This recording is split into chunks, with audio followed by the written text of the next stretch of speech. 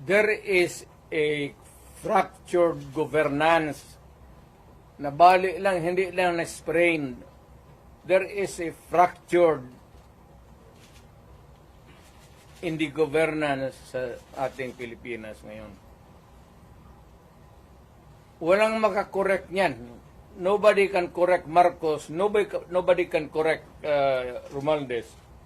Nobody can... it's a long process mapapil sa Supreme Court. Unless you dala ka ng kaso doon, matagalan yan. Mga next year pa yan. So if you want a redress of grievance, there is no urgent remedy. So it is only the military who says. Kaya ang sabihin ko, presidente ako, nakita ko ang sitwasyon. Kung gano'n rin ang presidente na in face of so many errors there, nagtupak-tupak na ng hanggang nagkaroon ng breakage, fractured governance. It is only the military who can correct it. Are you saying a military junta can answer? No. Sinabi ko sa lahat yan, magtanong ka ng sundalo niya, mga opisyal dyan, sinabi nang magpunta ka. Sinabi ko lang, it is only the military who can correct it. Now, to answer your question, ibig ko sabihin ang military, well, it's an option sa military. One, they just can sit there sa upuan nila, doon sa bukid, maglinis ng barel. Nagsabi lang sila na we are not anymore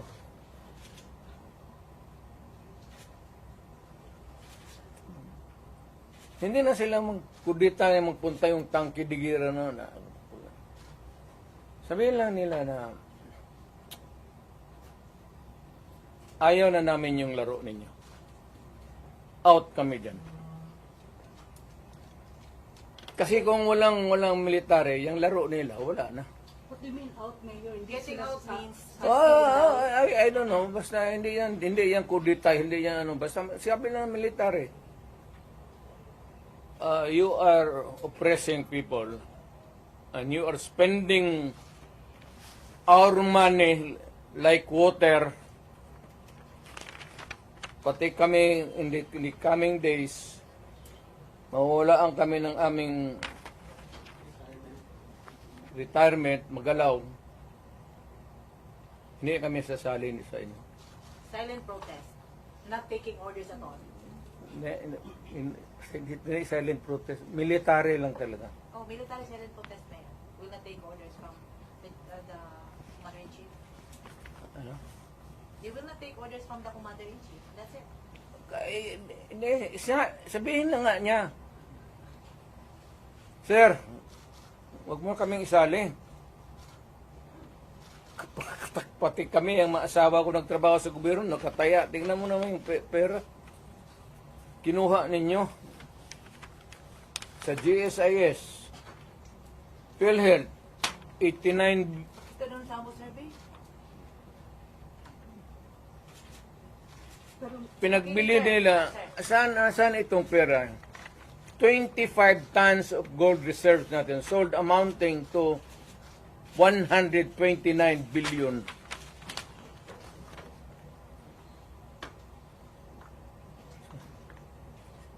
At least sa Congress, kung may resolution, tapos i-bill that would correspond with it, there's an explanation of how the money is going to be spent.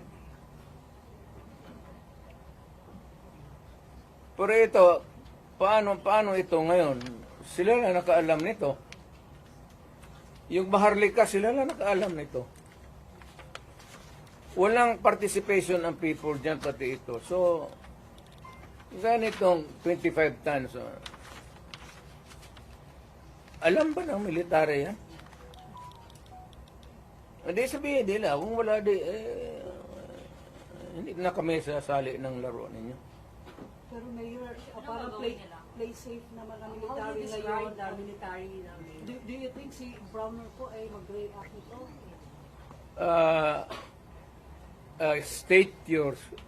Can you restate your statement? Can you expect that Browner will react? When ito, pag nilabas din ito, your question must also correspondingly appear. Importante yan. So, guard.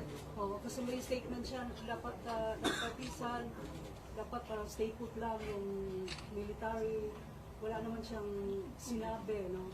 In fact, si Inday nga nagsabi na tulog-tulugan yung chief of staff.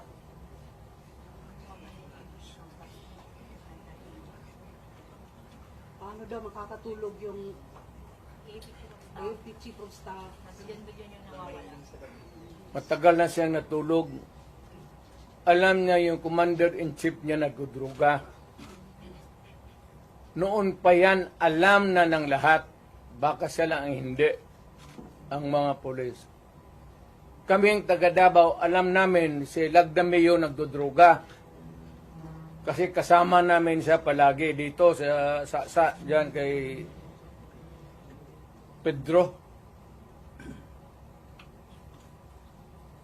Kaya yung SIPO ni mag-usap kami, yung SIPO ni Lagdameo magtulo yan. Hindi niya alam nagtulo yung SIPO niya. Minsan gano'n na lang yan.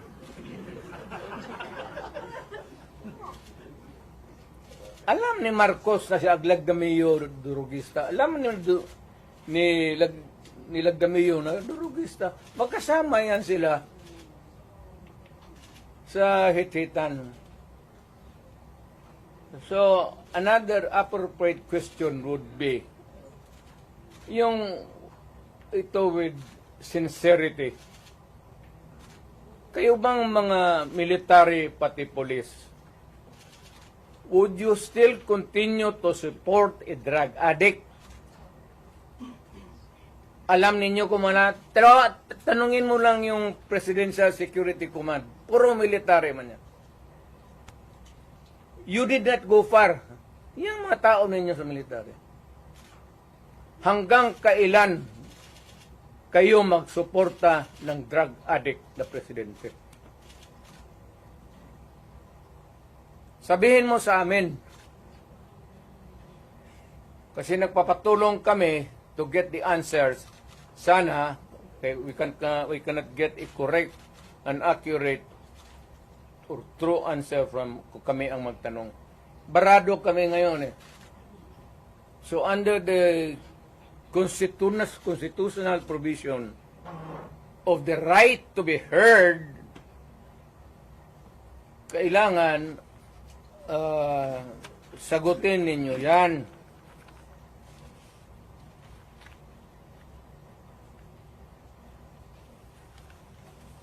what would it help if one would The right to be heard, the right to be informed. Importante yan.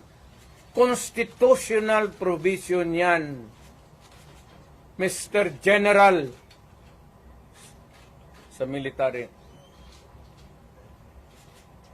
And the right of the people to seek redress of grievance. Kayo lang ang makabigay niyan ngayon.